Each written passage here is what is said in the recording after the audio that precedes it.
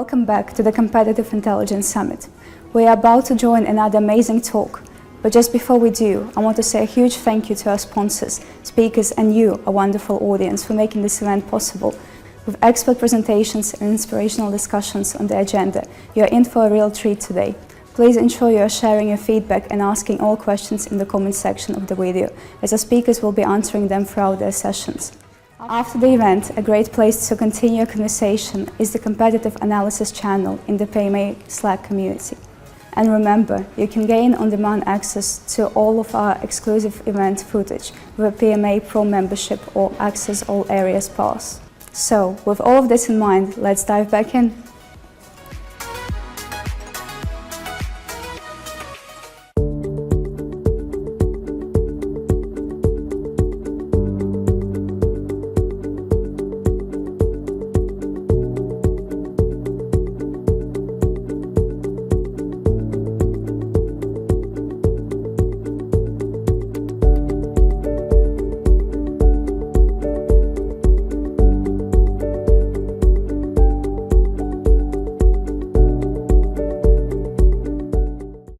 Amazing. Well, this next session is a little bit of a different format. And actually, one of my favorite ways to learn is to simply learn through stories, learn through the way other people are actually doing things within their company. And not to say that there haven't been real examples all throughout today, but this next talk, we're going to be joined by Elvis Lieben and Nate Vogel from Gong, and they're going to be specifically sharing how product marketing and enablement partnered at Gong for the ultimate launch. So I hope you enjoy the session and get some great takeaways from it.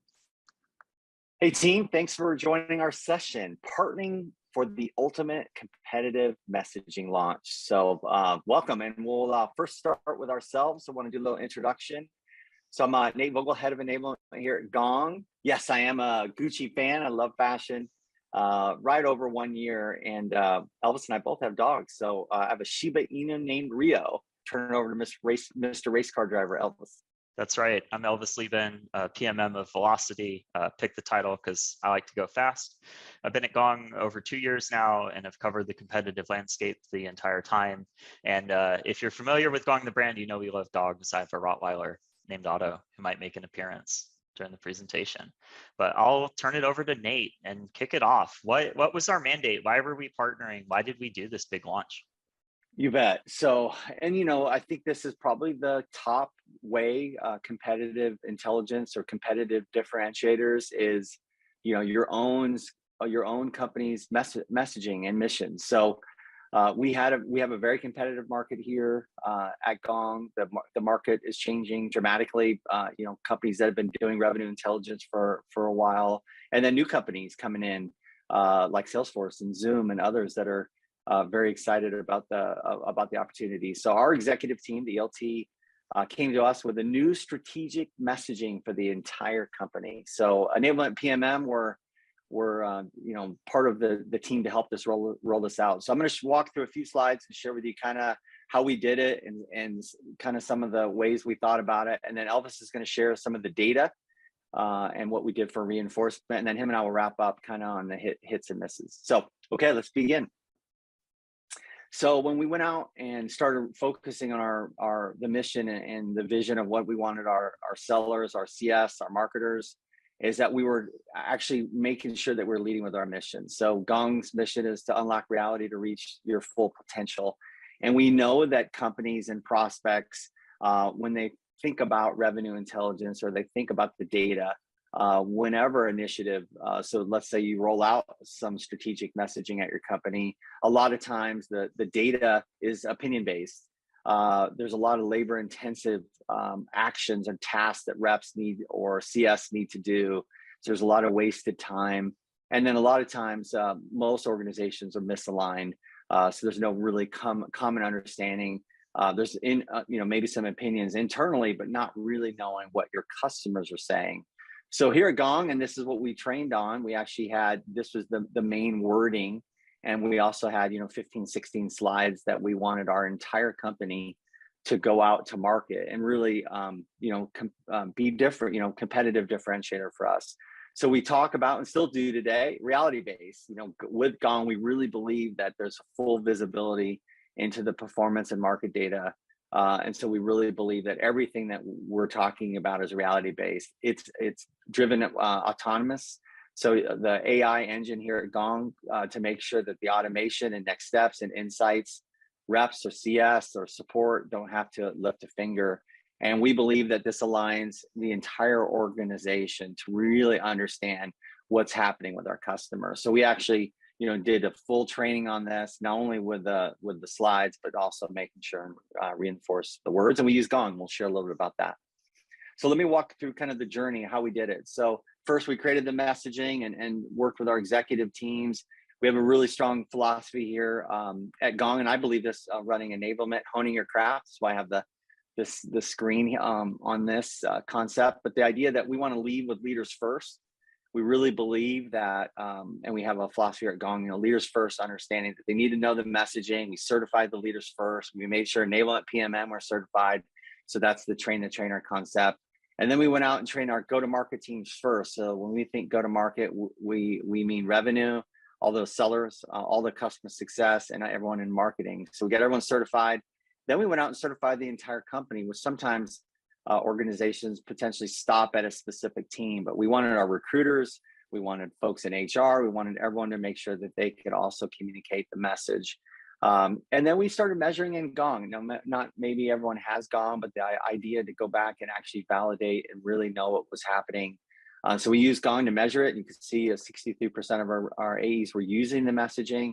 We went out in November, did a listening and reinforcement tour. So we were really listening to reps and CS and asking, what did we miss? What could we do a little bit differently? And we tweaked some of the content and had a nice lift, as you can see there. And then we're now still thinking of, taking takeaways and revisiting how can we even make it better. So let me walk through a little bit more on how did this roll out, as far as the certification and training went. So we had all go-to-market first. We made sure, again, our PMM enablement leaders were certified. We took this kind of the train the trainer concept. So we took the core trainers. We had about 5 to 7 people per certifier. We made sure all of our core team was certified and had specific dates.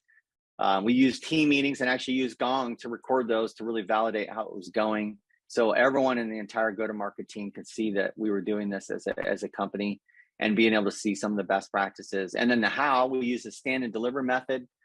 We used the existing team meetings, which we thought would be helpful. So it wasn't something that was a new initiative or attached onto something else. And this idea that we would have everyone certified on the entire deck. We had, practice sessions, but then when we actually did the certification, this stand and deliver concept, then you would do a certain part of the certification, and then you would be able to see kind of randomly peers were picked, but you could see how other peers would also deliver on the messaging. So I thought that was, a nice win and something we'll talk about as some of the wins. So let me turn it over to Elvis to share a little bit more about the data, like how it really went. Thanks, Nate.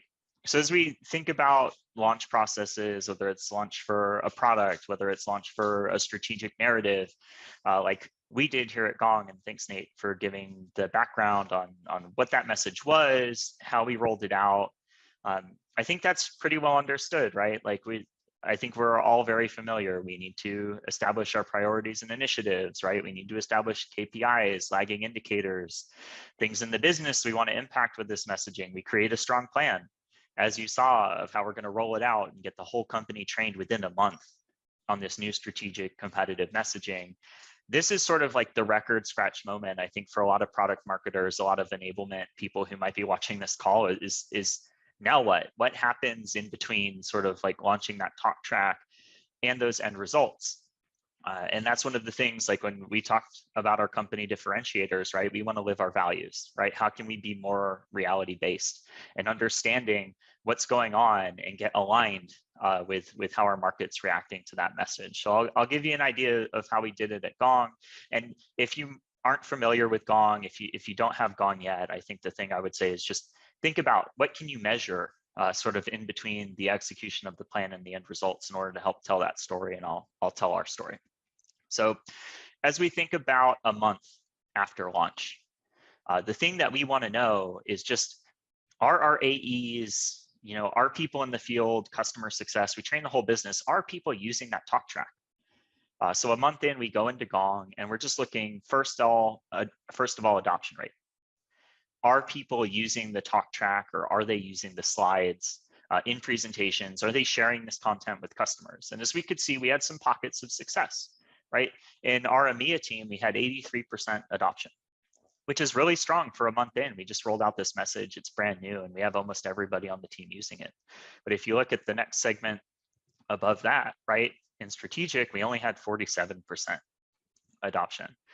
So obviously we had some promising segments. We had some segments that we knew needed a little bit more attention.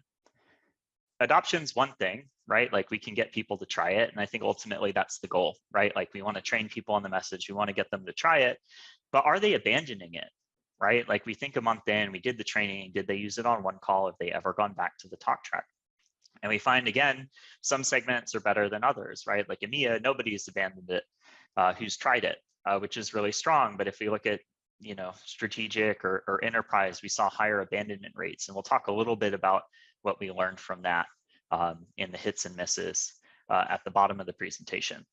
So, a month in, we have some pockets of success. We have some areas for opportunity. What did we do? We dig deeper into the Gong data and started leveraging our tools to understand who was using that talk track really well, right? And we use some of our technology. We use trackers to see if people were using the Gong company narrative, who was using it above average, also who was using it below average, so that we could sort of know where to direct reinforcement. And we were able to create alerts so that we were being told every time the talk track was used on a call, or every time the talk track wasn't used on a call, being proactively, autonomously notified of whether or not this talk track was being used. But the idea behind all of this was, how do we democratize reinforcement, and how do we make sure the field is aware that they need to be responsible for reinforcing themselves and continuing to commit to that message. So by using Gong and giving everybody the tools and the visibility into who was using it and who was using it well, it gave us the opportunity to create a little bit of self-reinforcement. The team was able to measure their own progress, get notified when they might have been off track, and also were able to see successful pitches from their peers, which we think is probably the best reinforcement that you could give, right? Like Nate and Elvis could get up and say, hey, this talk track's really good, you should use it.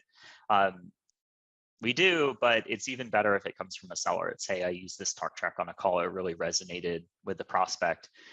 Listen to how I delivered it and listen to the response I got. So a month in, we saw some opportunities. We kicked off this program using Gong to do targeted reinforcement. Where are we 6 months later? And I'm really happy to share these results with you. So adoption, if you look on the left here, right, the adoption rates are up 16 percentage points since October, which is really significant. So we're at a 96%. People have tried the message, which we're really happy and proud about and glad that we're able to track that. But it's not all rosy. Right? At the rep level, everybody's tried it, but as we look at our opportunities, we're still only using the differentiation in about half of our opportunities. So that's something for us, 6 months later, everybody's tried it, but are we applying it consistently? That's still an area for us to focus on. So adoption is one thing, right? Are people using the message? Are people going out to market with the message that we want, but is it actually impacting those KPIs, right? Like that's the ultimate thing during planning. We talked about KPIs. And as we see, we have, over 100% lift in conversion rate from stage 1 to stage 2 when people use this message. And that's what it was designed for, right? We wanted to differentiate strategically. We wanted to go high. We wanted to differentiate early. And we're seeing that when we do that, we actually earn more next stage calls, which is really promising. And ultimately, we've also tracked through that impacts our overall win rate too, which is super exciting. So those are two ways to think about measurement, right? Like, are people adopting the message? Is that message impacting the KPI or the business metric that we want? But I think where we can get really nerdy and where I really enjoy seeing the results is doing a cohort analysis, right? Of all of the reps who use the talk track versus those who don't, right? We have a great natural experiment. We know who's using it. We know who's not using it. Are people who use the talk track generally outperforming their peers? And overwhelmingly, the answer is yes, right? So we found from the cohort analysis that people who use the talk track have a 44% lift in conversion rate from qual to presentation, and overall a 44% lift in win rate, which is really exciting. And ultimately, we can tie that back to dollars, even if we can't talk about that today live.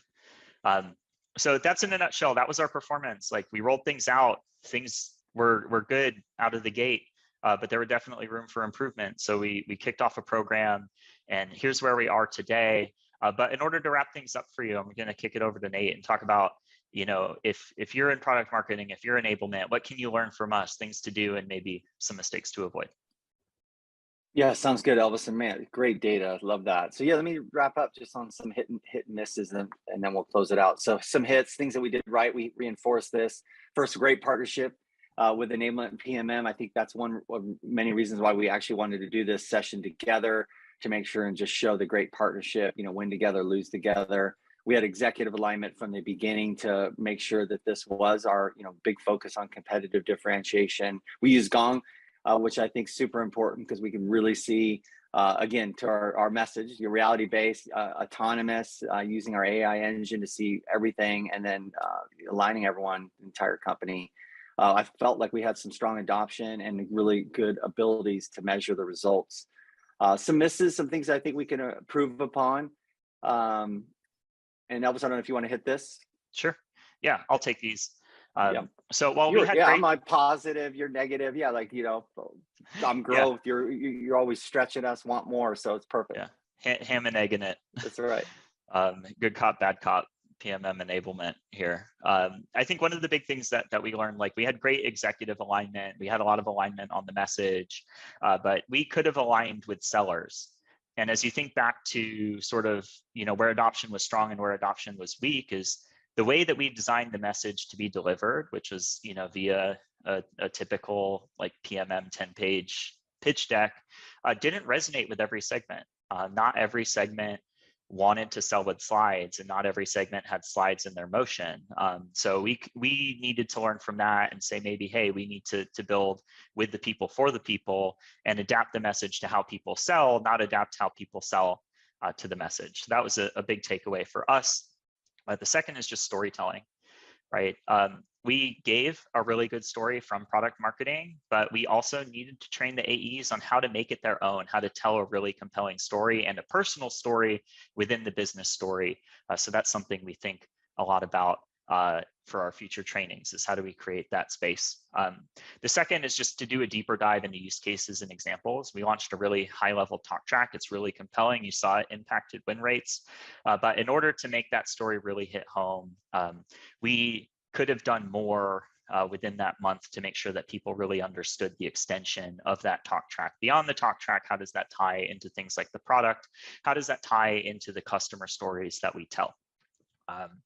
Another one, and this is a quick one, like, we definitely focused on the go-to-market team. We ultimately trained the whole company, but we also needed to remember to train our partners, right? Like, they're an extension of our brand in the market. We need to make sure that they have that same messaging too. So just being more deliberate and intentional and including them earlier would be a big win, and was a miss from this program. And finally, creating more space for mastery. Nate talked a little bit about this earlier. He's big on hone your craft. How do we create sort of the long tail of learning and reinforcement to make sure that AEs have the time to really practice in a safe place the talk track and make it their own and really master the talk track? So hopefully those are some things you can learn from our mistakes instead of making your own. And that is basically what we have for you today. It was really a pleasure to talk a little bit about how we work together. We really appreciate this partnership, the collaboration. If you have questions, please find us on LinkedIn and find us in the chat to take your questions after the session.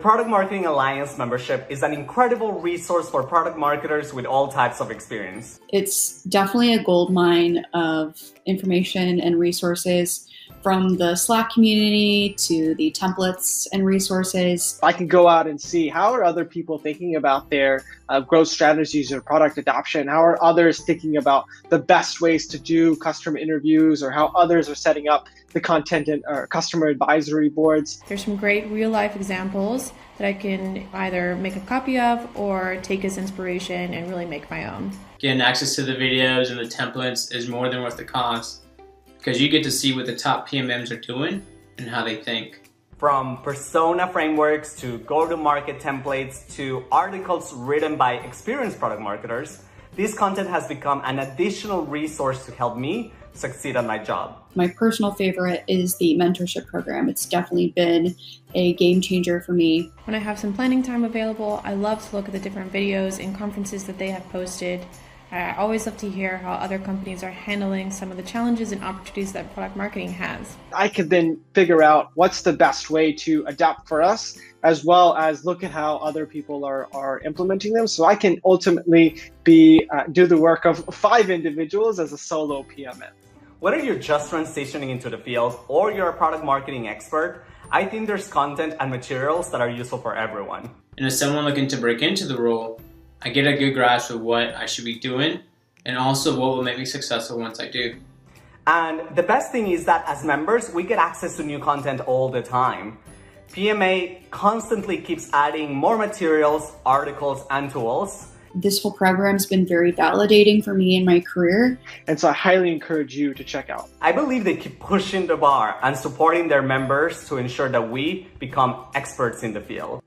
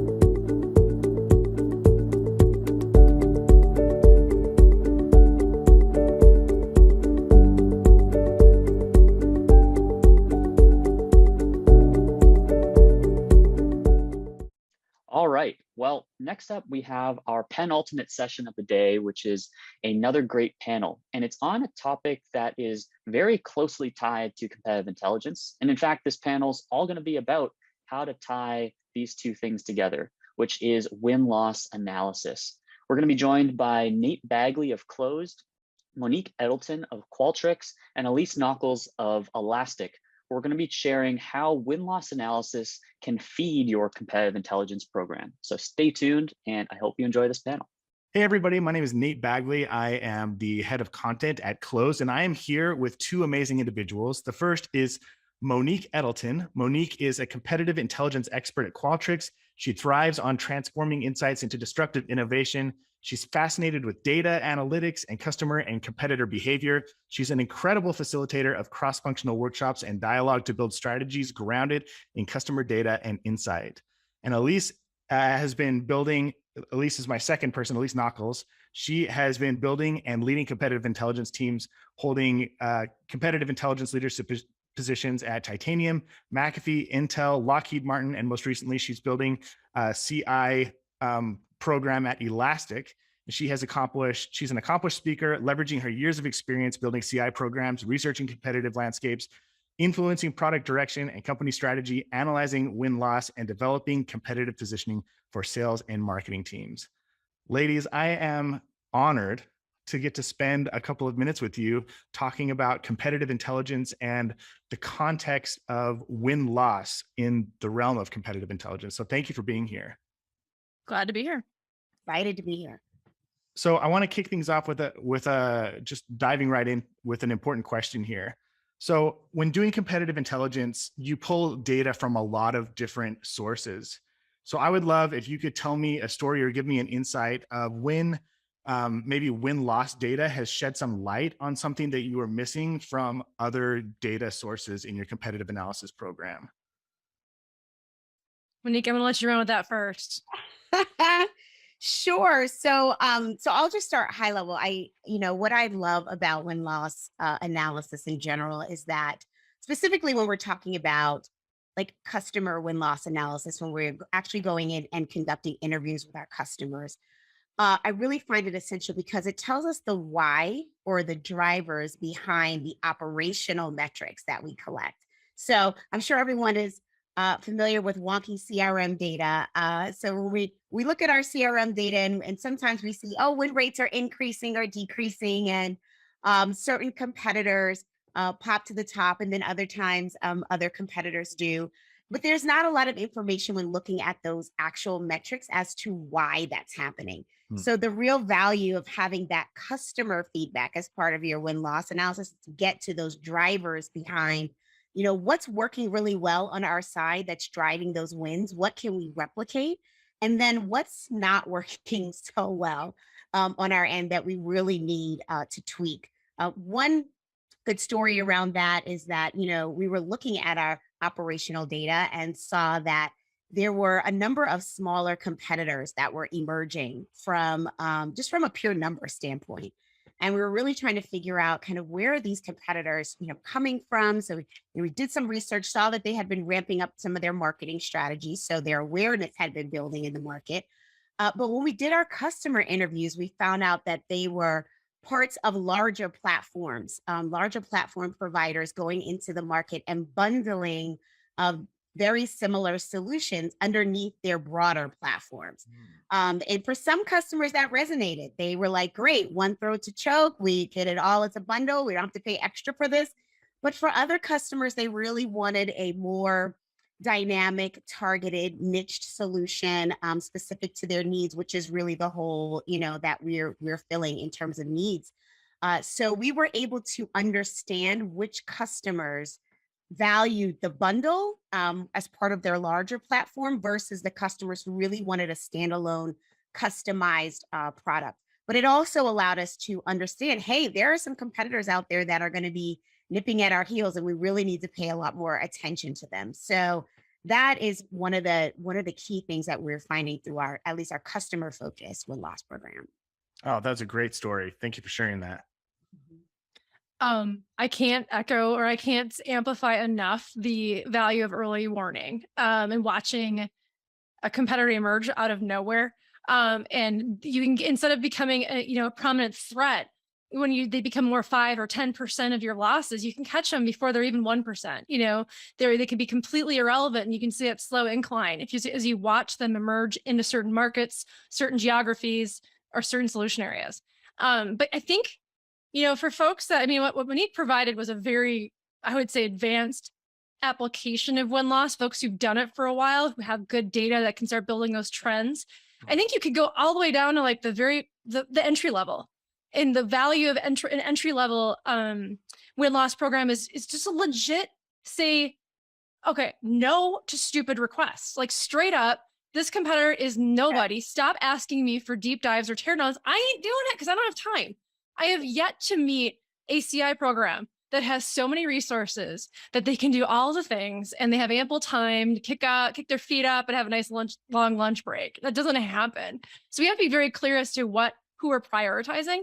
Yes, it's good to have that as a flag to maybe think about that random competitor for the long term, like that early warning. You kind of flag it in your head and watch it and see if it actually changes.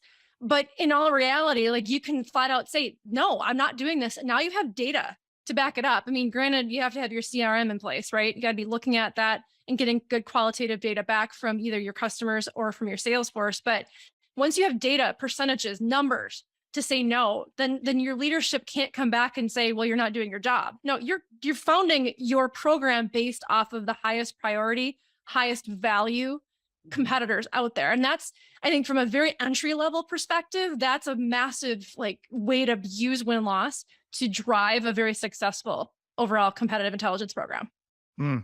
I love that you both gave that we have a good picture now of like an entry level way that we can use win-loss data for a CI program and like a more advanced high level way.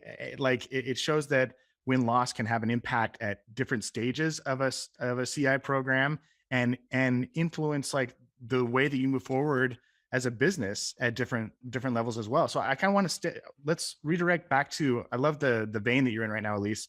This beginners, like maybe you're just rolling out, maybe we're at an entry level point where somebody watching right now, they're running a CI program, they're considering like, hey, maybe we should involve win-loss in our CI program. What are some questions that you think people should be asking their customers, their prospects in a win-loss program that would complement a really good competitive intelligence program? Why? Monique said it. Why? Why did you, in a loss, why did you select X competitor, A, B, C, D, whomever? And you do it from a very objective perspective. And that's where I think third-party win-loss interviews can be more effective because you take out that immediate bias. We at McAfee tried to do win-loss internally where we were trying to interview customers and prospects. And it didn't matter. Like everyone inside McAfee knew we were super objective and we were actually more critical of McAfee than the outside world was. But the customers don't know that. They just see a McAfee, business title and email address, and they assume that we're going to sell them something. So what we found is that having an outsider that's objective, that, has no skin in the game in this thing, they're just collecting information, can get the whys, the true understanding as to why the deal went down the way it did. But that why is also very important on the wins as well, because that tells a story about, why someone thought to even bring you to the table, why they did the POC, or if you're in tech, actually tested out your product, why they actually wrote the check and selected your product. It's often so much different than what our sales team thinks it is. And both sides. I found that our sales team has no clue, and all the companies I've worked at, as to why they really won or lost. And that's why the interviews, the qualitative analysis really helps fill in those gaps. Wow. It's so interesting that somebody so involved in the sales process can still not really understand the ins and outs of why decisions are made. Yeah, absolutely. We we often call it internally, it's like asking someone why they broke up with you. Like a lot of times they don't want to really be honest about what it was that turned them off during their experience.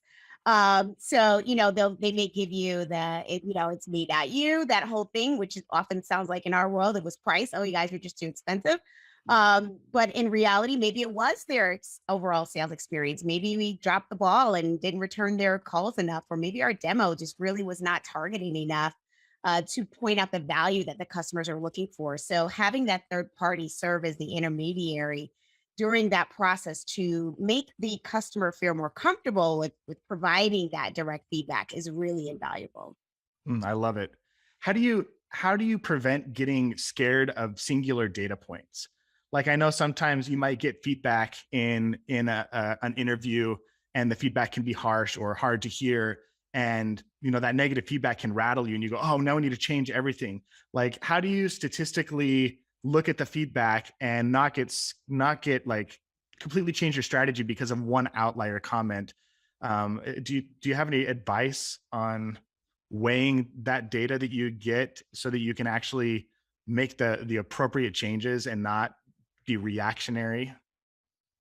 Yeah, I mean, it would be awesome if we were able to do customer interviews for every deal and then we would have the scale to see those kinds of trends. So what we typically do is we actually try to use our interviews in a very targeted fashion. So we may say, hey, we only want to do interviews around this particular product line, or this particular customer type, or this particular sales motion that we're testing in the marketplace to get feedback on. And we use that based on the quantitative data that we have internally. So we look at our quantitative data our CRM data to see overall trends. And then we use those interviews to dig more deeply into those trends or to validate some hypotheses that we have about what's happening in the marketplace. We definitely do not use the interviews as just kind of the end all be all of what's happening in our market. Yeah, I think I've seen it. Your example is really around the negatives and in jumping in on a negative and trying to fix it all. But I've seen it the opposite way too. You hear one good thing and you think, oh my God, we're amazing. You know, our work's done. We don't need to do anymore. I guess my strategy is far more, I would say, more controversial than Monique's. Monique's is more, I would say, the right way to do things. But what I've done is if I've gotten quotes on either side, good or bad, and they're a piece, one nugget of data, they're an anecdote on their own. I've never seen anything else that tells me that this is something that's a problem. I don't share it. It's part of the CI team. Our team keeps it internally. We monitor quantitative, qualitative. We keep an eye out for it. We ask really weird questions to people to gauge if other opportunities are seeing some signs of it, but we're not sharing that with the broader product team. What we want to share is the insights that we're going to put our name behind, that the ones that have been triangulated, that we have more proof and evidence behind, and not cause a crisis if there doesn't need to be one. I love that. So you're more focused on collecting the trends and broadcasting the trends that can actually create change than passing on a one-off comment that might be critical or supportive. Right. I've always hated building programs around anecdotes. Every company where I built a program, it's all based before I get there on anecdotes and random things here and there. And people are making business decisions on one opportunity or one particular thing that happened. And it drives me absolutely nuts. So so I don't want to build a CI program off of anecdotes. So I sure as hell don't want to build a competitive or a company strategy off of one particular customer, one particular thing or opportunity that went down. Absolutely. You're both so wise. So I want to dig in a little bit more to something that I'm hearing both of you say, and I'd love to do like a little bit of a compare and contrast. So if you were rolling out a brand new win-loss program to get competitive analysis, what would your interviews look like compared to something that's more advanced, like Monique just shared, where you're like hitting really targeted on a specific feature or product or process? If you were just starting out, how would that beginner's win-loss look like compared to something that's more advanced? I guess I could start with the beginner one, considering we've done it 3 times now. Yeah. It's really focused on setting a baseline, because to get to where Monique's at and where her programs are, the more advanced level, you need to have that set baseline to say, this is what I know. I'm going to start from here and then look for trends and things beyond that baseline, but you got to set that. So the basic questions are really, okay, what happened? How is the sales team up? How did the sales team interact with your counterparts? How did the POC go? Did you see value? Why did you select us? Why did you select them? What parts of our tool, like our sales process, did you like? What didn't you like? I mean, really just, I would say, very foundational questions around not only just the technology or the tool or the thing you're selling, but also around the process, the perception. I find that to be fascinating, is the perception of your company versus what you think your company sounds like or is in the market is usually not complete 180, but damn near. So getting their perception of you, what they thought of you at the beginning versus what they thought of you at the end. I mean, that's the very baseline stuff. It doesn't sound like all that helpful, but it sets that stage for then looking for the changes. When the company changes strategy, did it make a mark on your win-loss? You can start seeing those changes. Yeah. I love that. And Monique, I think you can speak to this probably. Once you start gathering this data and you start seeing these trends, how have you gone about creating the social capital and the influence in your organization to actually influence change? How are you able to influence the roadmap? And because I know there's probably a lot of people who have data or anecdotes or information that they want to push on some of our teams to try and sway the direction that the company moves. So obviously you're incredibly good at this, both of you. But I want to start off with Monique. What is it that you do to actually have a measurable impact on the roadmap and the way that your products are built and on the teams that you're meant to influence? Yeah, so I will say one thing that we do is we really establish first a strong partnership with our sales organization. So they are going to be the key ones that are serving up the deals to us, that we're providing the feedback back to, that we're discussing the trends with for the things that we want to keep doing in terms of all the successes that we're having with our wins, as well as the things we want to change with our losses. So I would say our win-loss program is primarily focused on assisting our go-to-market teams technically to just win more deals. That's really what the key focus is. And we actually do share all of our interviews. So we, as you know, we're a customer of Closed, and our Closed portal is available to everyone. So anyone at any given point in time can go into the Closed portal, read an interview, and look to see what's happening. Now, it's my role to kind of aggregate all of that information along with other sources to really provide the whole analysis behind win-loss. But having that exposure of, hey, we are actually going out, talking to our customers. This is what they're saying. This is not what they're saying. That goes out to everyone. So the product teams, as a result, do have access and are getting alerted to say, "Ooh, there was actually a product comment in there," or "Hey, there was a demo problem in there," or something along those lines. So just the mere access and awareness has been a huge driver in having our teams participate in the process and then listen to the aggregated results when they come out, which is what I provide on a quarterly basis, is a roll-up of here's what we're hearing from our competitors. Here's the recommendations that we have. First, like I said, from a go-to-market perspective, but it does bubble up to a product perspective when we start hearing the same types of needs coming out from our customers. We start to have those conversations about how we can influence the roadmap from there. I love that. Do you find that that people within the organization proactively go check out these interviews, or do you kind of find the interviews that might be useful to them and send them to them? Yeah, both. So everyone gets most people get notifications when an interview has been published. So it gets pushed to their email. So they're aware that this interview has taken place. But outside of that, we do create, there's another part of our company that creates winning sales strategies. And so they leverage those interviews to understand what's really working in the marketplace based on what we're hearing from our win-loss program, and how do we actually change that and turn that into a formal sales motion going forward. And so we do publish those assets to our go-to-market teams as well. I love it. Elise, anything to add? I mean, I want to clarify. I do hide the random statements from the broader teams, but our product I love that there's a difference here, though. Yeah. I love that there's more than one way to do this. Absolutely. It depends on like your culture and the team and like your strategy. And so I love that we have some contrasting perspectives here. So why don't you share from that side? Yeah, I mean, it's definitely culture based. You have to know the culture of your company to really establish how you want to communicate. And I think that way we do it is that we take the interviews, the quantitative, all of that stuff, and then we package it into our own voice. I'm very much into not using anyone else's analysis. I like to do it myself because I'm kind of a control freak a little bit. All CI people are a little bit of a control freak, but that helps us then layer in other pieces of intel. It's not just the customer perspective, but now we're taking in effect of what the competitors have been doing. You know, they had certain releases or certain things that they did, or a customer conference or something that happened on their end. We can layer in different perspectives. So it's not just one source. I like the idea of kind of like creating a storyline around why. So instead of just saying, okay, this is what happened, this is their perspective, I want to take that before I share it and say, okay, well, but why? Why did that happen? Why did they say that? What's going on out, that maybe we're not aware of?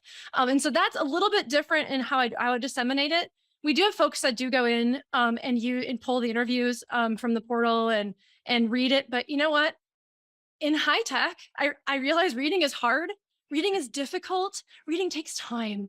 And some of those interview transcripts are a little long. So not for us people who like to read, but majority of people out there don't have time. So we find it our responsibility to bubble it up into something that is as a quick hit digestible and that's actionable. And then we kind of take that extra work out for the folks that just think reading is hard. I'm being cruel, but I mean, No, you're also being honest. Yeah, There are people who don't want to sit down and read a 3,000 word transcript. it's true. That's just the way it shakes out. It's just not a priority for them. So I love that we have two sets of best practices. And this shows that you can build your win-loss program and build your competitive intel program completely differently and still have it be incredibly effective and impactful. Yeah. I think it goes back to even what you said, Nate. It's all around understanding the culture, the culture of your company, whether your company so we are an experience management company. And one thing that we sell is actually employee experience solutions for other companies. And part of that is about transparency. So that's like a huge thing in our company. Like there's a survey for everything. We encourage feedback on everything that we do. There's a high level of visibility and transparency for everything. And so, for the culture, there is this culture around, let's sharing more is probably better than sharing less. And so there is this constant need for or desire for information, even if it's nuggets along the way. Definitely come from very different cultures when I worked at other companies that I won't name, that echo absolutely what Elise is saying in terms of, probably don't want to dig through specific transcripts, definitely want things, down to a more bite-sized, manageable format that's actionable and up-leveled. So I think that's a really key takeaway from all of this, is to really understand the culture of your company and what types of communication methods work best for the organization that you're working in. I love it. So I have one last question that I want to ask you both before we wrap up, and it's a hypothetical. If you were to be able to give advice to somebody who was running a competitive intel program, like they're really doing their research and they're thinking about bringing on a third-party win-loss program provider, what would you say to the person who's kind of like on the fence of whether or not to bring in a third party like Closed or somebody else? What would you say to them?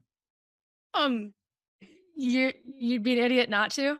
From firsthand experience, the program at McAfee was a failure. We got nothing. It was awful. I mean, it wasn't a failure, but like the data we got was not useful. It was a waste of our time. When we brought in that third party, I mean, the reason why I see the big difference is I've worked both consultant side.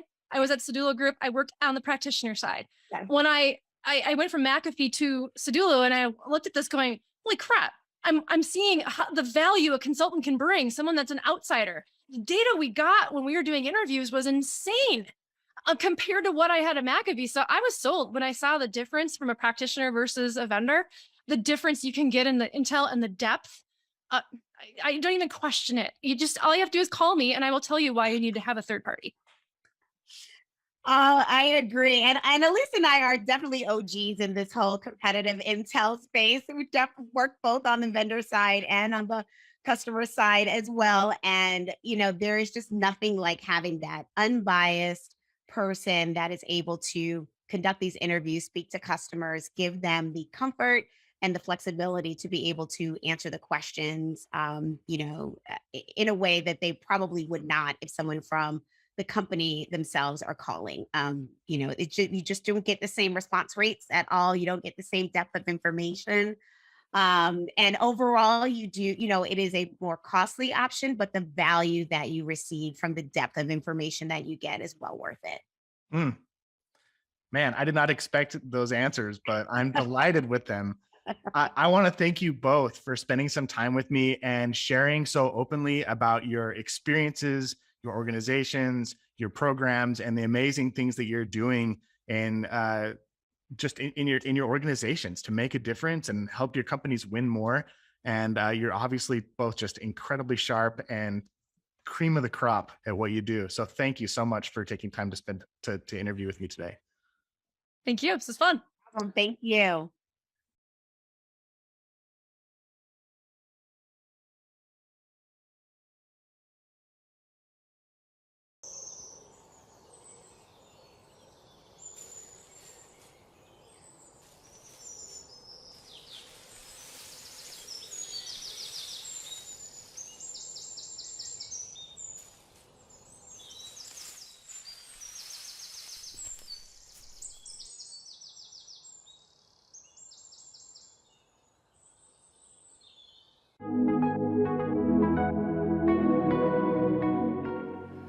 marketing has grown to become one of the key pillars within an organization. And yet, a well-known frustration point within the community is that most of our colleagues still don't understand the daily responsibilities of a product marketer. But we wanted to break this cycle and shine a light on the incredible value that this role brings to the table, which is why we've designed a brand new book with this exact goal in mind.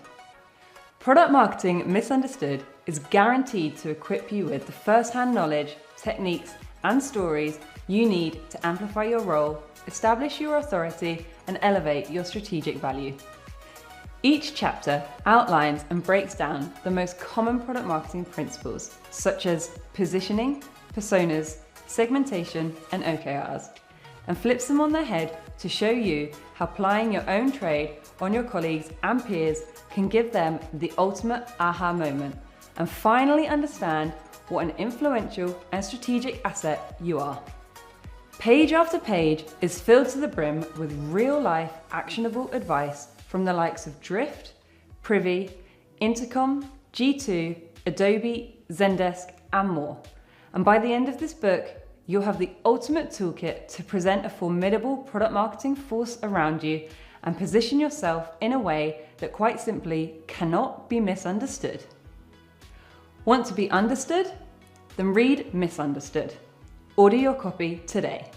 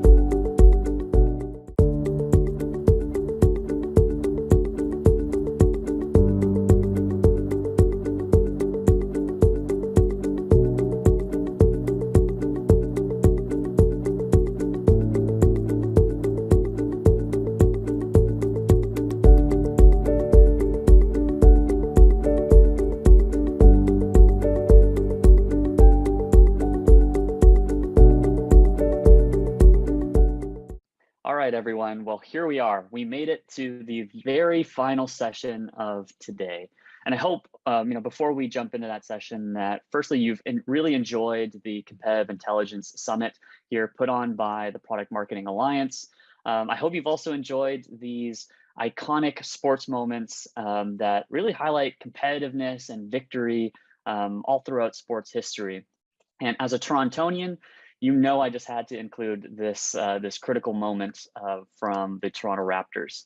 And actually, a little known fun fact, our Senior Director of Product Marketing and my fearless leader here at Clue, Jason Oakley, actually has a full-size print of this moment behind him on his wall. So if you've ever tuned in to one of his presentations or webinars, or even just spoken to him virtually, you know that this moment is back there. And you probably also know that he's a huge Toronto Raptors fan.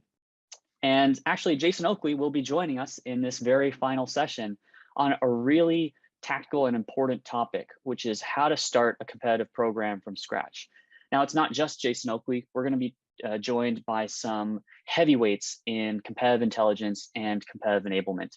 Andrew McCotter Bicknell of ClickUp, Ishara Nautuna of Vetstoria, and Patrick Wall of Imperva. So please stay tuned for this final session and panel of the Competitive Intelligence Summit. Again, I'm Brandon Bedford, Competitive Enablement Manager at Clue, and hope you've all enjoyed the summit today. Hey everyone, welcome to the CI Summit. My name is Jason. I'm the Senior Director of Product Marketing at Clue, and I am really excited about this session actually. So I think you're tuning into a good one. This is about how to start a competitive program from scratch. And we have 3 awesome guests on today who've done just that. So everyone here today has started a competitive program from scratch. And I'm sure a number of you out there who are watching are in that same boat. And there's so many directions you can go in. I'm sure you're trying to figure out where does it even start. And so that's what we're going to talk about today. So a lot that these people can share. So I'm going to do some quick intros, and then we're going to hop right into questions, but I'm going to let everyone introduce themselves a little bit more too. But today we have, for the next 40-ish minutes, we're going to be talking about all about how to start a competitive program from scratch. Okay, so I'm going to walk through our 3 panelists today. The first is Andrew McConnor-Bicknell, who is the head of competitive intelligence at ClickUp.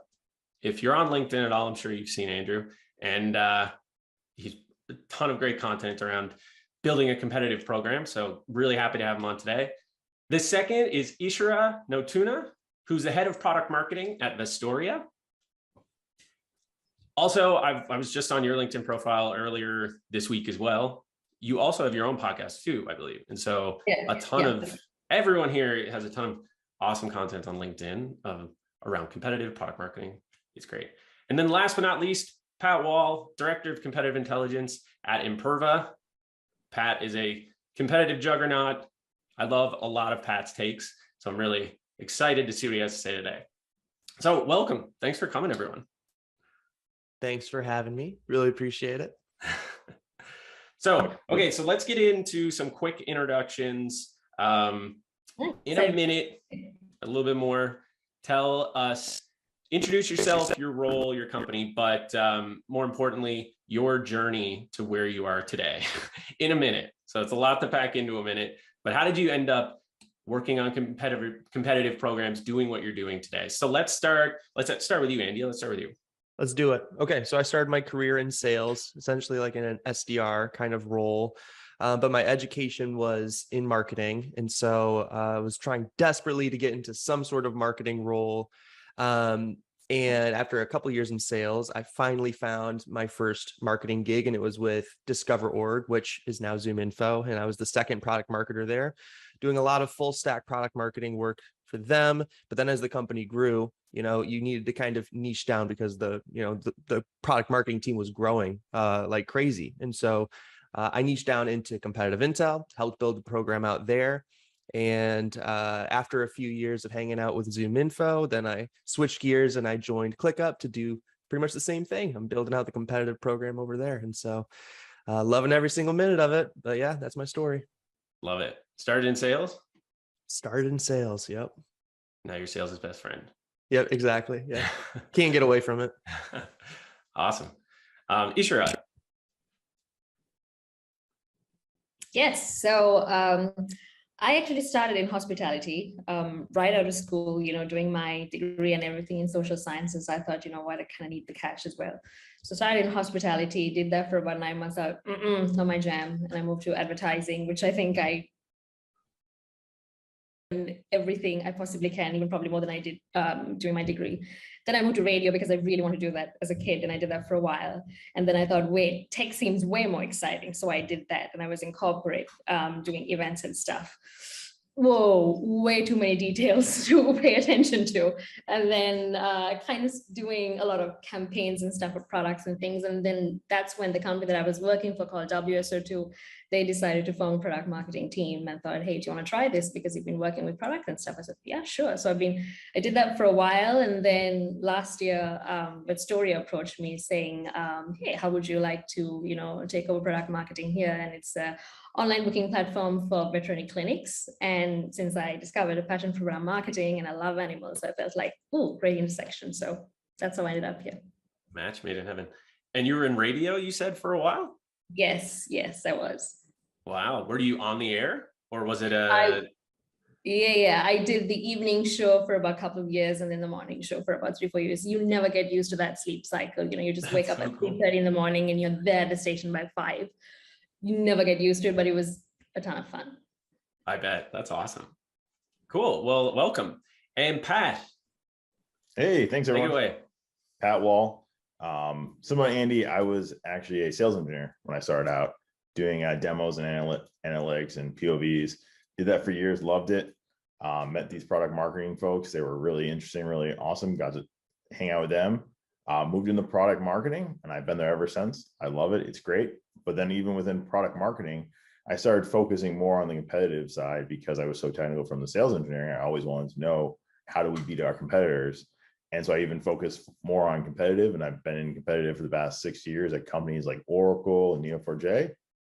Then I moved over to a company called Imperva, where I'm running competitive intelligence in the cybersecurity space. So it's been a great time. Yeah. Awesome. Well, like I said up the top, a ton of knowledge here with these 3 people. So let's hop into some of the questions. Let's start with the first one. And Ishra, I'm going to toss this one over to you because it's interesting because you are, I know, actually, let me just get to the question because I had a take there, but I'm going to hold it. So first question here is, who should own competitive, like the competitive program within your company, and why? And so, yeah, Ishra, I'll hand that one over to you first and get your take. Yeah, sure. I mean, naturally, I'm going to say product marketing because, you know, we obviously look into things like sales enablement and competitive intelligence and all those things. And when product marketing does all that research about competitive and stuff, then you can easily feed it into sales enablement and things like that. Again, it depends on the size of the company also. I mean, if you have, you know, a large enough organization, you could have your, you know, a competitive intelligence unit, kind of like what Andy's doing. But for me and what I'm used to is, you know, product marketing, take that on, and that what I've been used to. And sometimes it's the best place to start also because when you scan through your competition, that gives you an idea of, you know, who's doing what and where are they shining and where they aren't shining. And, you know, you are able to gather that insight and feed it into your sales enablement. So because of that, I felt that, you know, competitive intelligence should be owned by product marketing. I love that take. Yeah, Andy, you look like you're nodding your head, you're smiling. I'm just thinking, like, would I get kicked out if I said anything but product marketing? Like, would I get booed out of this Zoom room right now? I don't think. I'm product marketing, so I'm gonna, like, you know, hold on to that. Like, oh, I think product management should own it. No, but in reality, I mean, like, it really does make the most sense especially if you're like a growing company, you're not IPO'd yet or anything like that. When your narrative, your positioning, your messaging, like, it's all very fluid. I think it's really important for product marketing to own competitive intelligence. Now, I've not worked for like a massive enterprise, like so Pat, you probably have really great insight into this, because I'm curious, like, if there would be a time in a company's maturity when it wouldn't make sense for them to be, for competitive intel to be under product marketing, like to roll up to maybe a more like senior like executive team or something like that. Do you have any insight there? Yeah, absolutely. So actually, interesting enough, that just happened to me. So I was under product marketing for a while, and we've actually decided to carve out our own competitive intelligence team under marketing because we realized that we're actually interacting with so much more than just product marketing. We're interacting with sales and finance and product and every different pieces.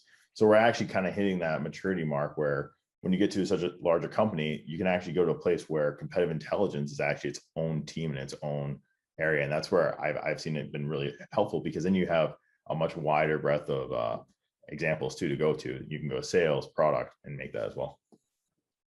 That's interesting. Was that something that your team pitched? Like, was that something that you tried to make happen, or is it something that was an executive decision? Like, how'd you end up evolving into your own team? It actually kind of happened organically. You know, it was a combination of, we didn't really pitch it, but actually executives also said that, hey, like, this is important in this role. And, you know, it crosses so many different spans of the organization that we actually think it should be under marketing, but not under product marketing. That's really cool. And I feel like between the three of you, you're all working at companies of different sizes. Like Pat, Imperva, company size? About 1,800 people. 800 people? 1,800. 1,800. Okay. Yeah. more like it. And Andy, ClickUp. ClickUp's at about 850 right now. 850. Yep. And Ishira? With stories at about 100 plus. So 100 plus. Yeah. So it's quite the range. It's so it's interesting. I'm curious to see as we go through this. It's like the different kind of answers we'll get based on the company sizes. So that's cool. So Pat, you're almost like, if my next question is going way back in time to really ask each of you, when you're starting a competitive program from scratch, where do you start? What are the first things to consider? Where do you start in terms of like the actual, what you're actually doing? Like, Pat, let's just start with you. When you started building a competitive program, where did you start? I actually started by just talking to individual. That's the first thing I did. I said, hey, I don't want to come in with an assumption. I just want to have a conversation with people. And so I brought in a large amount of different people from sales, from product management. I'm a big believer of SEs. So I brought in a lot of different sales engineers together to have conversations. Conversations around who are you competing against? How are you competing? Making those conversations and bring that together so that I could take that knowledge and I can say, okay, we have a ton of different competitors out there, but how do I tier it to the point where I can actually make it feasible, right? So I basically said, hey, I'm going to tier my competitors. I'm going to pick 5 competitors that we're competing the most, and made that my mission. Say, okay, when I first start out, I'm going to focus on these 5 competitors for now, and then we'll work on the rest after. I like that. I could not agree more with that. Like just starting kind of from the top of like the highest priority competitors. Yeah, 100%. And 2, like I think another great place to start. So I was lucky when I first came in at ClickUp, they already had competitors as like a mandatory field in Salesforce.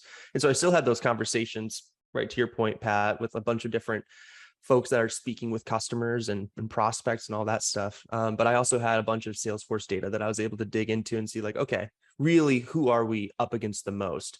I wasn't as much interested in the loudest potential competitors. It was really who's actually impacting revenue right now or has the potential to impact revenue down the road. And same thing as you, I had like my tier 1, which were like 3 to 5 competitors. And I did the majority of my work on those 3 to 5, and then just did some kind of like foundational, like labeling of like, okay, this other competitor, like 6 through 10 or whatever, like they're also important. But we're going to focus on those like top ones for the time being, for the first 6 months or so. I totally agree. Yeah, I agree with that as well, especially, speaking to the teams, like, the sales teams, like, who are the names that they're hearing from the most, or even like the product team, for example. And then sometimes one thing I do right at first is, okay, who we're competing with, but then I also realize that, defining who do we really mean by competition? Is it really a product that does the exact same thing as what we do? But then chances are, we've lost to something else that just has a little add-on feature that does the same thing that we offer, and it's not always a direct competitor. So identifying who we define as a competitor, then checking to see, okay, who offers a similar product, then who offers like a very close alternative, who is like, for example, I'm in online booking for, clinics, and then sometimes, clinics are just very comfortable sticking to a website form, and that's not someone I would consider a competitor. So identifying who we really call a competitor, and then see what the sales team say about it. That's kind of where I start. I couldn't agree more with that. I think one of the things as like to start also, you kind of have to create like almost an ecosystem map. In cybersecurity, there's so many different, competitors out there, so many different cybersecurity companies. It's like you can compete with everyone. It's like really making sure that you focus in on, who is your true competitor. So you're not wasting time working on some adjacent. Pat, I was reading, it was like a report on the number of, it was like the types of tools that companies use and like the number of vendors that they use to satisfy whatever. So cybersecurity was number 1, or I think it was security and compliance in general. Like it was like most companies on average have like 11 or 12 security tools at one time. And like on the enterprise side, it was like 30. And number 2 was project management. And I was like, oh, dang it, like I got to beat out cybersecurity. But in either case, so we probably have like some similar like competitive I don't know, problems that we're trying to solve, where there's like this massive like ecosystem of competitors that are all trying to solve different use cases. I don't know. And so, but anyway, it made me, when you said ecosystem or map, I immediately thought back to that report. I'll have to send it to you, but that's fine. I love it. So that's really interesting. So this idea of like mapping out the ecosystem, thinking about that tactically for anyone watching now, like what did that look like?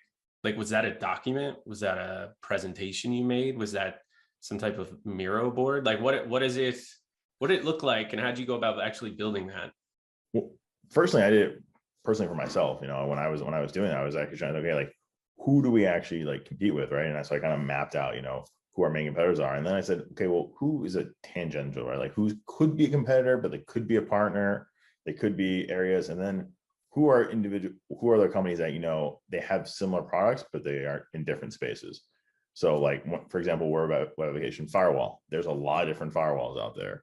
And so we basically had to make sure, okay, if a BDR or a sales rep hears firewall, are they always going to think web application firewall? Probably not. They're going to think of a lot of different other types of things. And so it was really educating myself to build that out. And then that was it. And then as I was building that, I realized, okay, now I need to share this out actually with the org and actually help them as well. Love it. Yeah, that's awesome.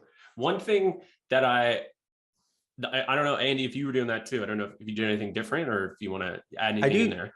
Something similar, but slightly different. And so the way that we've kind of broken it out is by persona. And so project management, work management, like for ClickUp, there are essentially three main personas that we're trying to position ourselves towards. And so like more technical teams like EPD, so engineering, product and design, work management, so like marketing, finance, legal, HR, and then services, so professional services, consultants, agencies, that kind of stuff. And each of those personas, they have like their own specific work management tech stack or things that they're looking for with, like, if they are going to bring on a project management or work management tool. And so each of those personas kind of have different competitive landscapes. And so that's how we've broken up like our ecosystem map. It's really by persona. So that's like really the biggest difference, I guess I would say, from what Pat has made. But yeah. That's great. Isharat, where you are, anything like that? Did you start by kind of mapping out your landscape? Yeah, absolutely. So like I didn't mention before, Jason, what we figure out is, okay, who is the closest competitor, like who is offering a product that is extremely similar. Then there could be other categories that might be offering a similar functionality. Then I look at the traditional method. And once I put those competitors down into those categories, then I know there are certain differentiators in our product that we know that no one else offers and something that customers really look for. Like, for example, in our segment, customers love it if you integrate with, their main database. And for our product, we integrate with the highest. We know a challenge that, our customers would have is, being able to reduce phone calls. I'm able to quantify that. So then I put those differentiators against those, then I know, okay, this is where I stand in comparison to all of those competitors. So that's how I get started with my competitive map. That's awesome. Great. Now, one thing I noticed that all of you kind of talked about when you're talking about where you start, and this has a little bit to do about like, who are you serving within the organization, but all of you were talking about supporting sales. And I'm just curious, when you think where you start when you're building out your program, is it sales? Is it somewhere different? Andy, curious what your take is on that. Where did you start? I always start sales. And the reason is, it's the closest to revenue. And so when I'm building my competitive programs, the thing that I want to do as quickly as possible is show impact. And in my experience with the companies that I've worked with, again, like all of this are like it depends on the company that you're working with. So if you don't have a really large sales team, or if sales isn't like, I don't know, if you're more of like a pure play product led growth company and you don't have a sales team, this will obviously be different.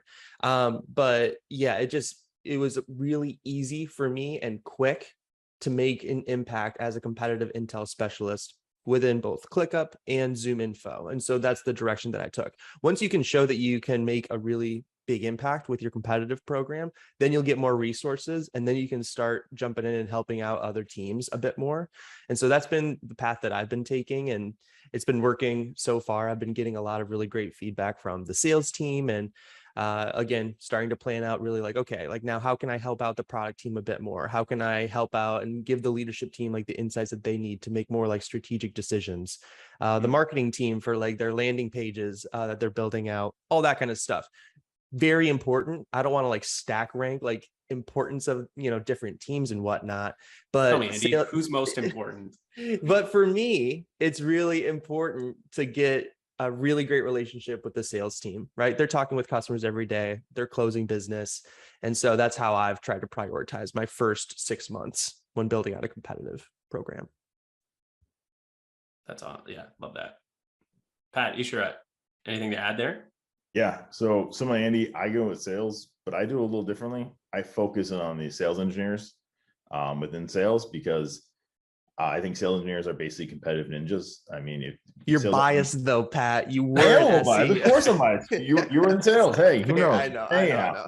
But they are competitive ninjas. And one other thing is, any sales engineer is worth their weight in gold.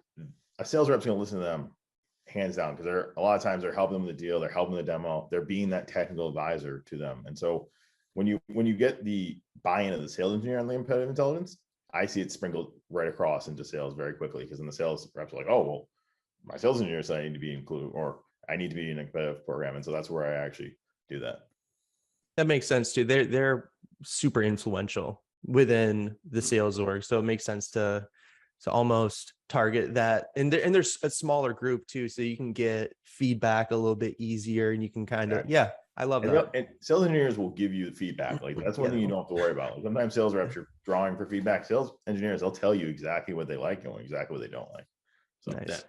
Pat, you even worked that into their job description, right? Yeah, I'm starting to, yeah. That's cool. I like that a lot. Ishra, what's that like for you? Same. I agree with Andy. Sales team first, because I mean, like you said, they're influential because they're connected to revenue. I mean, they're just right there. So obviously, you know, making sure that the sales team is happy is a priority. And whenever, like, you know, like Andy said, when you get that feedback, you feed it back to the product team, you feed it back to, you know, customer success and things like that. So even customer success can always remind you know, our customers of like the value they have by using our product. But yeah, you know, prioritize sales as well. That's great. Now I'm probably lingering on this question, but I feel like it's why everyone's here. So I have one other. So when you're thinking about starting with sales and you want to start with the sales team that's the closest to revenue, what does that enable? I mean, what does that work actually look like? Like, what are some of the things that people who are watching this can start with to be like, I'm going to know my landscape, and then do what? Pat, let's go with you. Absolutely. So I think it's a combination thing. One, you have to show that you're knowledgeable, right? You have to show that you have some knowledge about, you've built that. You have to actually build some materials, right? So one of my second things I always do when I am building competitive materials is actually just start building battle cards. Like, I know it's sometimes when we're trying to build competitive intelligence programs, it's really daunting because we have so much stuff we could do. And so one of the first things I do is I'm just going to start building battle cards. I'm going to start building materials, because it will show proof points. And then the third thing is really enablement, and almost enablement to the point where it's over enabled, right? Like making sure that the sales reps see you all the time, having conversations, being in Slack, being in email, being that person out there talking about and banging the drum about competitive, and getting to the point where even a sales rep will say like, hey, Pat, I understand you've been talking about competitive intelligence so much that please stop talking about it. That's when I love to hear, because then I'm like, okay, I'm getting through to them. So talk so much that they're sick of hearing from you. I think exactly. That's good advice. That is good advice. Ishra, for you, does it look any different? I definitely bask myself in every piece of information I can find, to the point I complicate for myself. I think I actually spoke to Andy about this like a few months back, you know, regarding like building battle cards and stuff. And then I realized, oh, wow, I'm probably, you know, doing too much, because I go right click view page source of a competitor's website just to see what their keywords are, to all the SEO tools, to answer the public, to all of that, just to see, even from a keyword level. And then I go to the websites and check all the resources I can find. I do a content map to see all the blogs, they've written about, just to see how I can, write something they haven't. So I go there. But then what I realize is when I speak to my sales team, what they would like is to first identify who is actually a threat. A quick synopsis, what are the pros and cons, when you go through a review site, what are the things that customers or users don't really like about that product that I could probably squeeze in a battle card. And then what does that GTM look like? I just give that quick overview. I hate doing this, but sometimes just for internal purposes, they'd like to see that feature to feature comparison. And I notice sometimes that happens simply out of habit. Like if a sales team is used to getting that feature to feature comparison, they're going to keep asking for it because they've gotten that in the past. But I think it also boils down to what the product marketing team or even the competitive intelligence team saying, hey, this is what might help you. Maybe this 2 to 3 liner that you can just slap back with if someone mentions a competitor name. So right now, for me, what it looks like is that competitive map, that quick synopsis table, the comparison table, because we have to, but also that very brief document saying, here are some 3 lines that you can just use to, just slap the competition back. That's how my current program looks like. A quick dismiss. Yeah. Andy, I think it's about the word.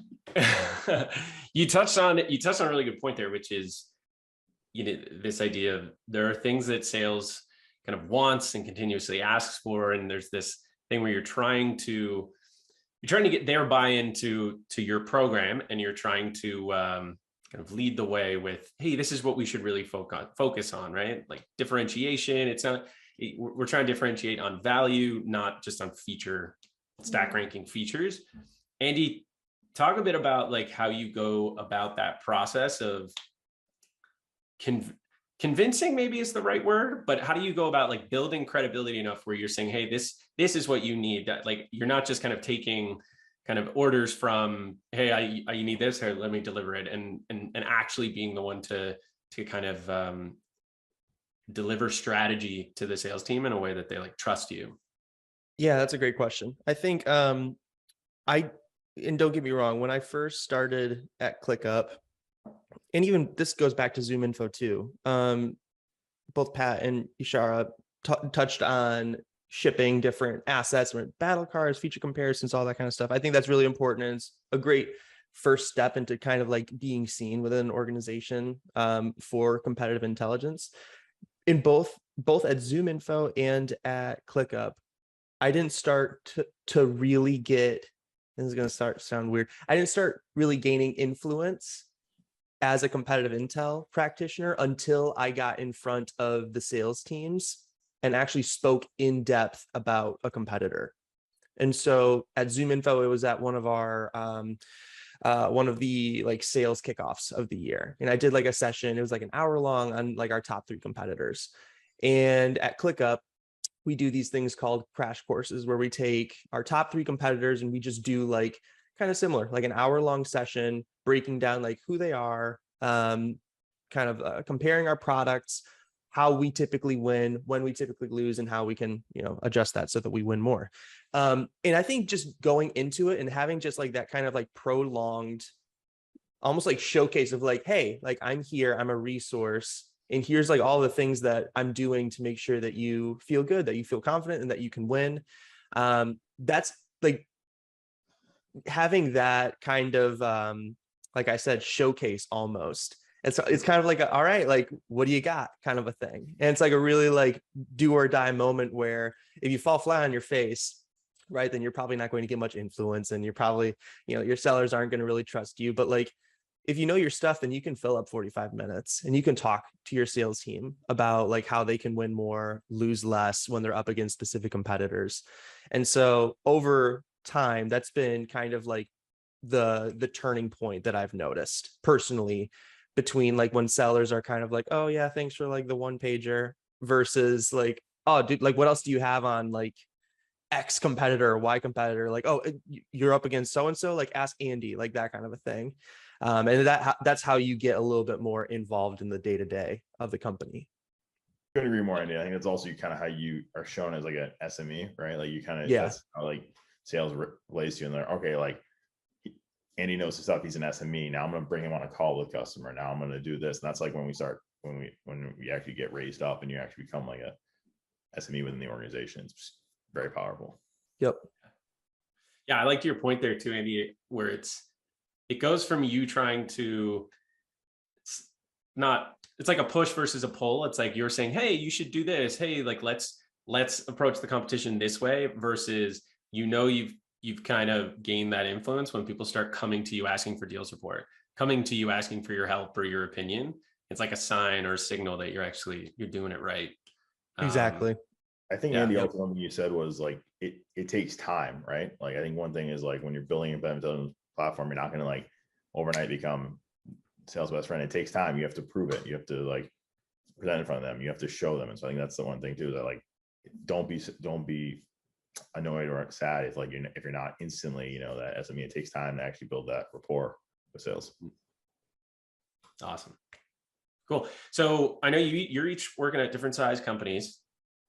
Ishra, just explain how your team is structured, like your competitive program within the company, and like how many people work on it, who does what. Let's kind of go through start with you, then we'll go to Andy, then we'll end off at Pat, and we'll kind of take our way through the whole segment. Yeah, sure. So I mean, in my current role, product marketing owns competitive intelligence, and then we have a couple of other people in the team that's looking into product marketing. But however, we share the responsibilities of competitive intelligence because it's a small organization. But what's good is that because it's a very kind of a very intimate industry, everyone knows each other, and a lot of the employees also used to be a part of the industry in some sort of capacity. There's a little bit more interest. So because of that, we have a lot more intel coming in from customer success as well as sales, and even product also. But to just simply answer your question, it's product marketing that looks into it. So the responsibilities are like shared like within the team, and then we feed it into sales enablement. But again, in my previous role also, where at WSO2, it's an 800 people company, competitive intelligence was still owned by product marketing, and that was just me. Yeah, it's amazing in like certain, even in large companies, a lot of times it's owned by one person. Yeah. Andy, what does it look like for you? Yeah, it's similar. So for ClickUp, right, I'm a one guy show. And so the way that I've broken it down is there's essentially 3 pillars to my program. There's the sales enablement side of things, there's win-loss, and then there's working with product and making sure that we understand like how our product differentiates from other competitors. In the future, I could see us either adding on to that, like by adding in a team member to take one of those pillars, almost like exclusively, like somebody just working on win-loss.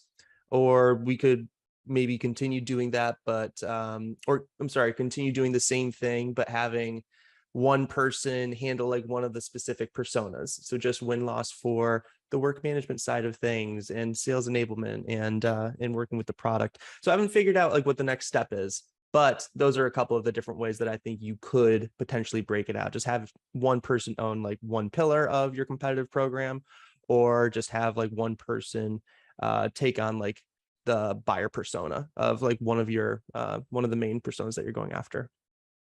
Nice. Yeah, that makes sense. Pat, what about you?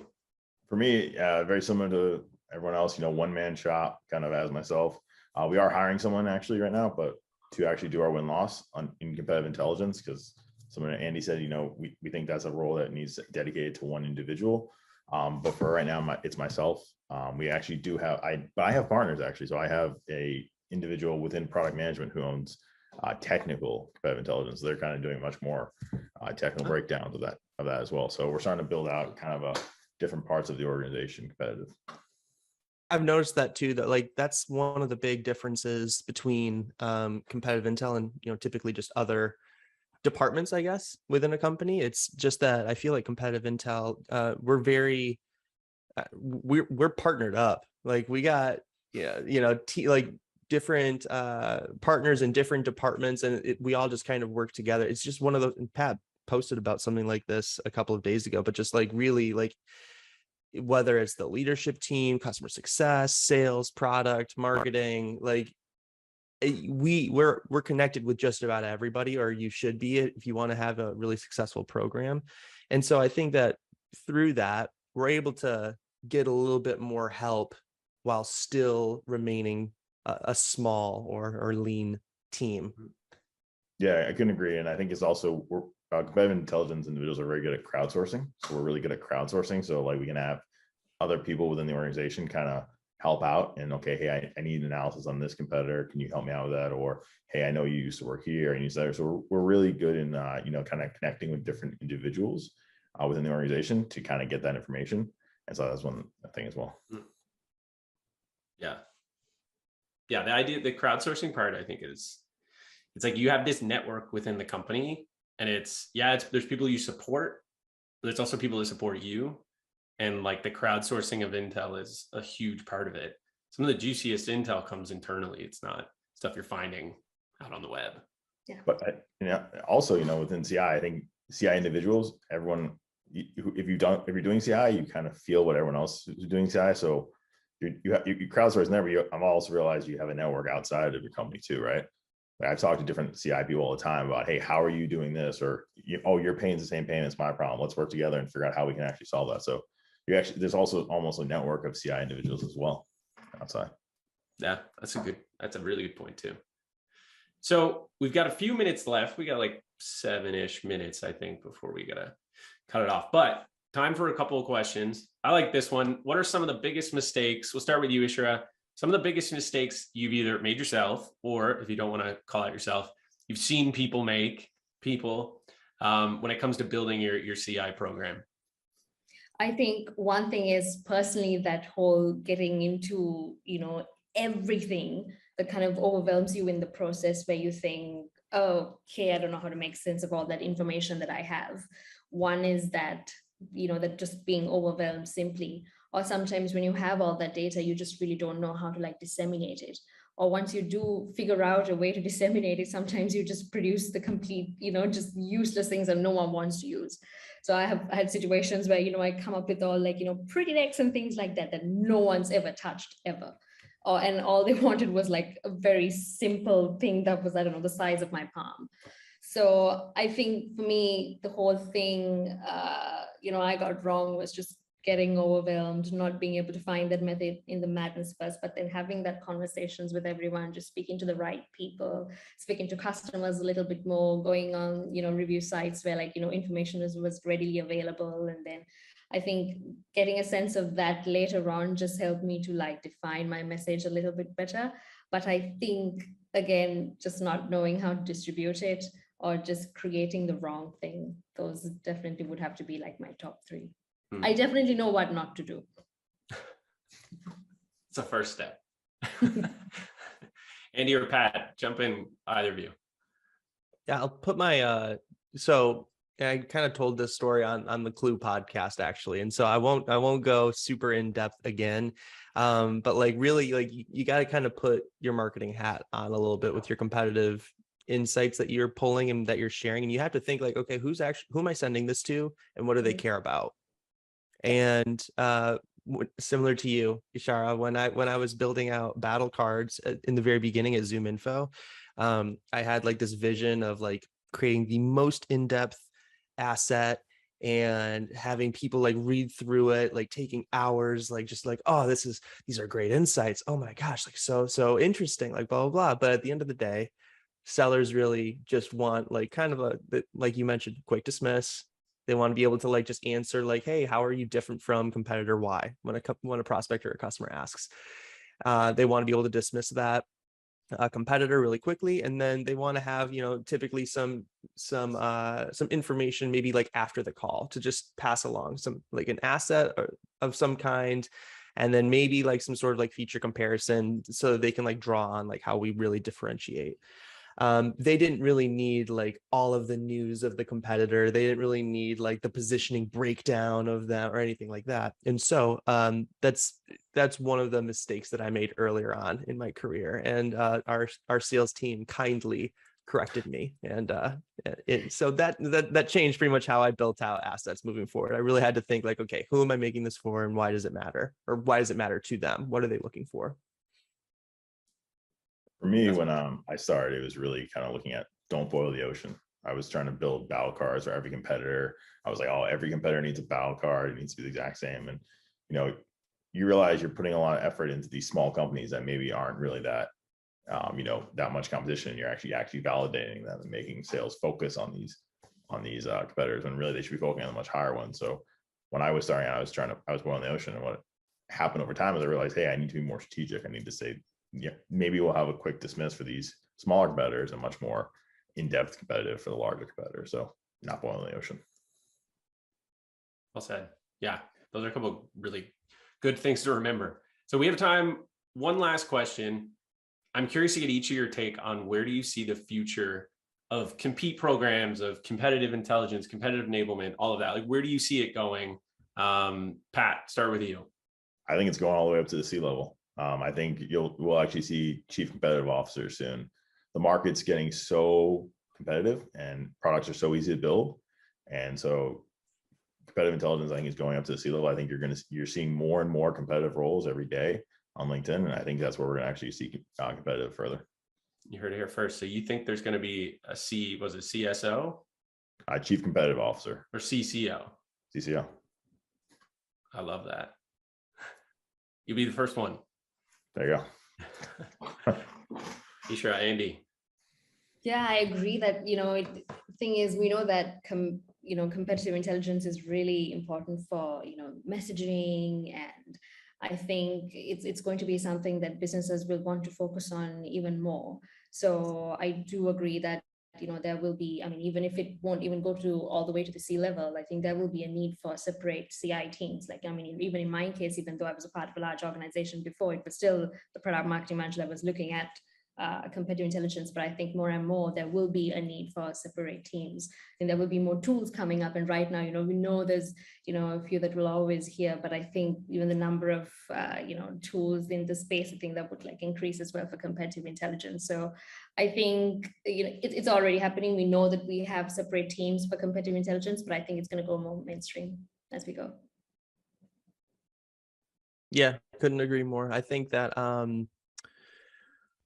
at the very least, we're like both of them already mentioned, we're starting to see more competitive intel roles opening up. And so at the very least, we know that that companies are trying to invest more in competitive intel. They're trying to get a specific headcount completely dedicated to that. And I think just that in itself is a massive shift from what we've even seen a couple of years ago, where a lot of companies were still being super vague about whether or not they even had competitors. It was almost like a bad word, to talk about no, we don't have competitors. No. Our offering is very special and unique. And I feel over the past few years that's shifted and people are starting to really understand no, there are a lot of different options that buyers can choose from over you. And that's something that a lot of companies have had to reckon with. And so at the very least, I think that we're going to continue to see more companies put more resources into the profession and trying to understand competition a bit more. And we're also going to see just more, I think, commentary on how companies are doing this really well. That's another thing. Again, it's still kind of taboo. I feel like when you see things on LinkedIn or Twitter or articles about one company versus another, or how one company has created a competitive advantage. But it's people read that stuff. It's interesting. It's so interesting to hear how one company is beating another company. It's just kind of human nature, that the game that the company is playing, whether it's in a specific industry, segment, whatever. It's interesting. And it's really, and it can, if you do it correctly, then you can have a really successful company. And so I just think that the conversation is going to continue to expand a lot more. And it's just going to be a really interesting space to learn in. Couldn't agree more. Yeah, that's great. Well, you know what? We'll leave it at that. Thanks so much, Pat, Ishara, Andy. This was great. I really enjoyed this. I hope everyone watching did. I appreciate you as you're watching this too. I know a number of you have been asking questions as well. So thanks so much for dropping those in too. And yeah, I hope you all were able to take something away from this session that you can bring back to your own program. And again, thanks to the panel for joining, and we'll see y'all in the next one. Cheers. Awesome. Thank you. Everyone. Thank you. Bye, everybody.